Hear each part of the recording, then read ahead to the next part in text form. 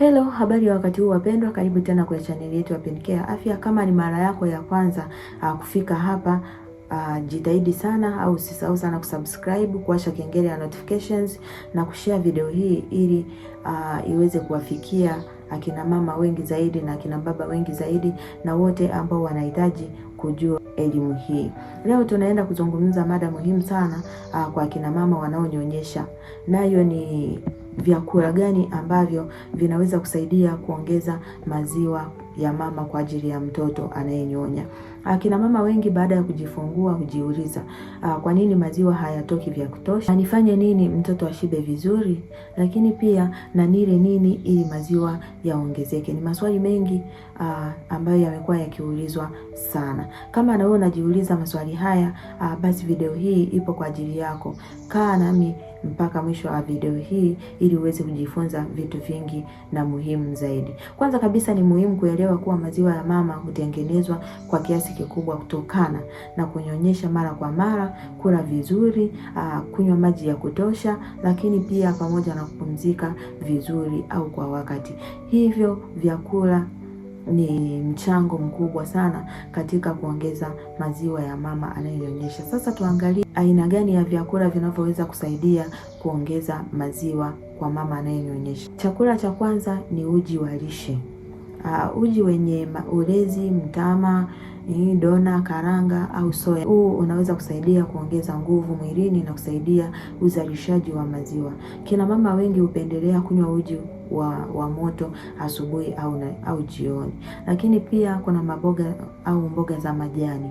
Mboga za majani ni kama matembele, mchicha, chainizi, kisamvu, spinach na mrenda. Zina virutubisho muhimu vinavyosaidia afya ya mama kuzalisha maziwa kwa wingi. Lakini pia mboga hizi zina madini ya chuma na vitamins mwilini na ni muhimu kwa mwili wa mama. Na vyakula vya tatu ni vyakula vyenye protein.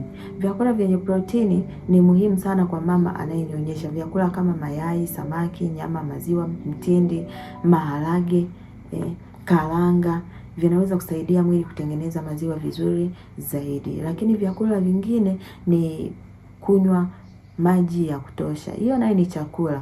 Kunywa maji ya kutosha. Mama anayenyonyesha anahitaji maji mengi sana na zaidi kuliko kawaida. Ukosefu wa maji mwilini unaweza kupunguza kiwango cha maziwa pia kwa mama mjamzito.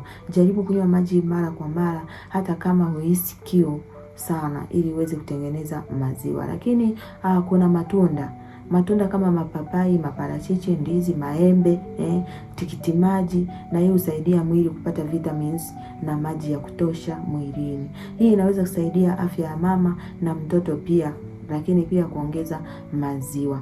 Lakini tunaangalia supu. Kuna watu wengine hawapendi kunywa supu wakidai watanenepa, wataongezeka. Lakini supu ya samaki, ya kuku ni maarufu kwa kusaidia kuongeza maziwa na baadhi ya kina mama. Hii ni nzuri sana. Pia supu husaidia kuongeza maji mwilini na kumpa mtoto nguvu pia au mama. Lakini ni muhimu kujua kuwa si kila mama ataongezewa maziwa na chakula kile kile.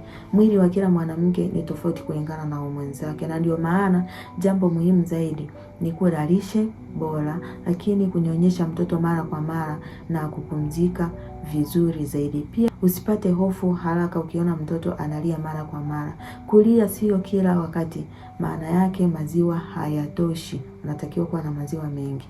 Angalia pia mtoto anaongezeka uzito. Kama ongezeki uzito, ujue lishe yako haiko sawa. Anakojoa vizuri, analala baada ya kunyonya. Hizi pia zinaweza kuwa dalili kuwa anapata maziwa ya kutosha na yenye lishe bora. Lakini ni muhimu pia kuepuka msongo wa mawazo ukiwa unanyonyesha, uchovu wa mwili, lakini pia kukosa usingizi, kwa sababu vitu hivi vinaweza kupunguza uzalishaji wa maziwa kwa wewe mama unayenyonyesha. Kwa kumalizia kwamba vyakula vinavyoongeza au kusaidia kuongezeka kwa maziwa kwa mama unayenyonyesha ni pamoja na uji wa lishe, maboga ya majani kama nilivyowafundisha, protini, matunda, supu, pamoja na kunywa maji mengi ya kutosha. Lakini jambo hili ni muhimu zaidi, kunyonyesha mara kwa mara na kupumzika vya kutosha, lakini pia kupata lishe bora kwa ujumla. Asante sana kwa kuangalia kipindi hiki.